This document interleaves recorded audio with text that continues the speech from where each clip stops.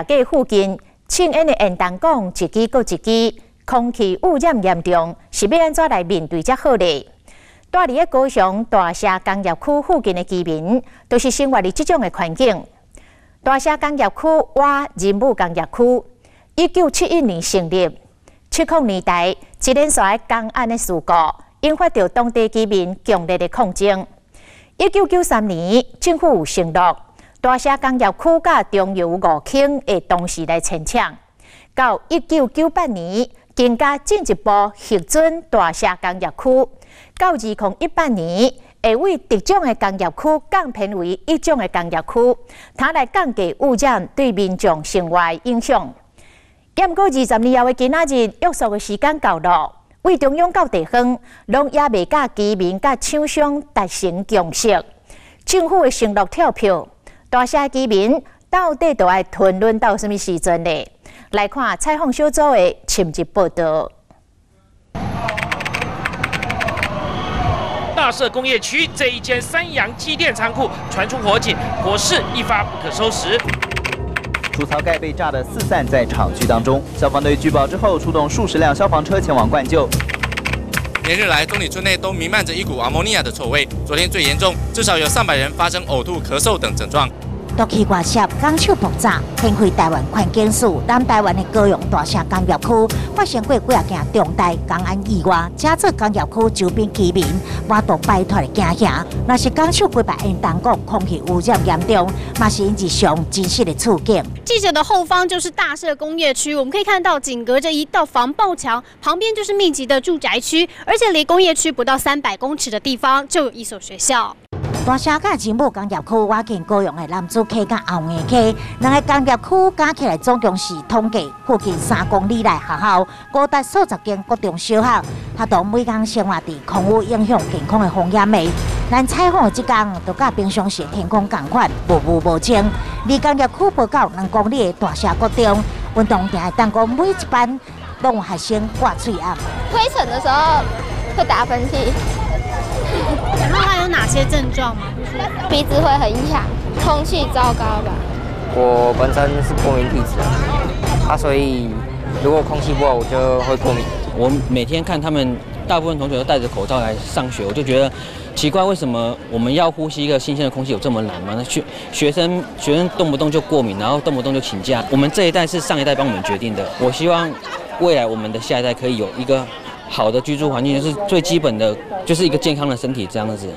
1971年，大社工业区成立，开发土地超过100公顷，发展石油化学重工业，属于特种工业区。目前11间厂商分别有化学材料、化学制品、机械设备制造业、高污染的石化业进驻，带来就业机会。所不断的爆发严重公安意外，引发在地居民当年抗争。1993年4月，大社工业区再度发生不明气体外泄，造成上百人吐、昏倒，民众已经忍无可忍，包围工厂要求清厂，总算得到政府善意回应。我们要强求大家污染防治做好，你违反，我照法规定来处理。法规定也要是说违法到非关厂不行，非停工不行，厂商愿意接受这个处分。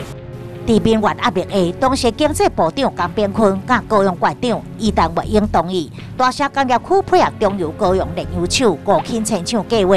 ，25天后做伙清算。1998年大社乡都市计划核定，工业区在2018年改编做一种工业区，特种工业必须要清厂，一直到2011年，高雄市府嘛再次承诺会如期改编，但是2018大限已经过。先看2016年中油5轻失电关手，大社工业区却依然生生不息。我们看到，其实经济部在这件事情上是相当的怠惰，甚至是反抗的。他们甚至在相关的都市计划会议里面，会去希望就是都市计划委员就让现在的这个大社工业区就改为甲种工业区就好。那其实对于当地的居民来说，这是他们等了数十年，好不容易有这样一个可以改变的契机，那没有想到我们的政府还是用这样子的方式，想要继续去拖延，不愿意去改变。市府有来当地进行一些通盘检讨，可是吊诡的是居民都不知道，厂商表达他们的意见。那居民没有意见，可能就是表示默许或赞同，这我不能够去说什么。但其实你们根本没有被通知到。我们是没有被通知的。在地居民质疑相关单位黑箱作业，甚至在2018年8月17日都市计划委员会上，经济部甲石化业者齐声反对，甲变做一种工业区，要求改做甲种，互化工厂会当继续营运、更新甲扩建。但是工业区中的11间厂商，有7间对2010年到即马，已经有将近100处违反空污法做法记录。采罚金额达到1170万，显露长期不当排放污染，工厂继续留高阳，这危害民众健康。我相信大部分在地居民是不会接受说让它降成甲种工业区的，因为毕竟我们跟烟囱生活了这么久，我们的诉求就是最少你在今年或者是在最短的期间内可以降乙编，那并立出迁厂的时程。你经济部你不可以这样子都一直欺负我们南部人，不可以这样欺负我们大社人。该迁厂、该降编的，政府什么都没做。那我们自己也有小孩在读国小，那我们会觉得这样对我们的下一代真的很不好，所以我们想要出来帮我们自己讲一下话。为着让下一代有一个深蓝天空、数一喙清气的空气，在地居民成立大城环境守护联盟，除了定期聚会，嘛不时用网络串联分享上新的讯息，甚至发起连署行动，要求市府依法降编。当初25当前就一场骗局嘛，一个是当下给恁骗的，你若安尼，我老百姓慢慢给你缴税啊。你要叫我缴，我嘛甲你讲，我真个无钱啊！啊，你等我25当，我甲你缴，我嘛会当安尼讲啊，对不？所以讲，我请你讲，政府做这代志，拢带头违法嘛。在仁武跟大社跟楠梓的州界是它的癌症的中心，那这些癌症中心的那种百分比呢，都超过了1/1000，超过1/1000，那就代表说它的致癌的那种风险已经是太超过了。提出图表分析，伊是高雄科技大学海洋环境工程系教授沈建全。2011年、2013年，高雄市府2次委托美国科技大学进行石化工业区居民健康风险评估报告，结果显示工业区排放的污染物造成居民致癌、胸坎仔呼吸疾病发生比例较悬。其中石化工业区男性膀胱癌是台湾一般地区的11.9倍，女性乳癌是9.94倍，肺癌是3.18倍，整体健康风险是基山美浓地区的2倍，嘛是花莲的4倍。沈建全甲厝内人住伫大社工业区边，嘛遭受工业区污染之苦。我太太那时候她刚刚40出头岁，本来身体还蛮健康的，很漂亮，声音很好听。结果去到那边，第1年夏天就开始因为空污的关系引起那个支气管的收缩，然后就开始咳嗽不停。然后第2年健保卡改到 Q 卡，9颗不愈，什么药都试过，抗生素什么都吃过，还是没有效果，到现在还是这样。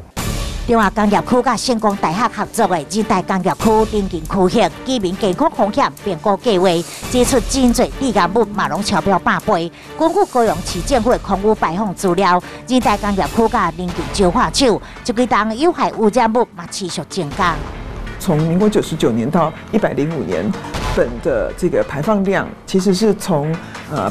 5.64吨增加到18.15吨，等于是增加了3倍。那当它增加这么多的时候，其实居民是不知不觉地吸进他们的体内，对他们的健康的伤害其实是无声无息的。高雄需要蓝天，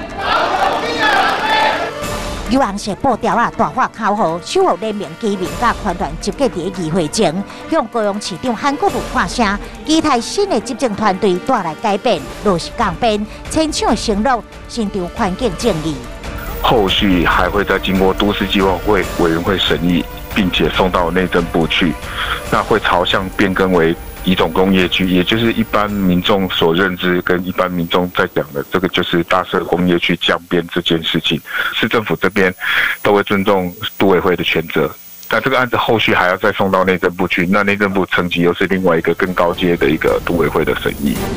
大城工业区2018年刚变成绿跳票，经济部就责任撒给地方政府，高雄市提不出准确的时程，持续伫严重空污中不见天日。这款的日子也怪过偌久，那是大城居民的心声，真侪工业区的城市难民嘛承受相当压力。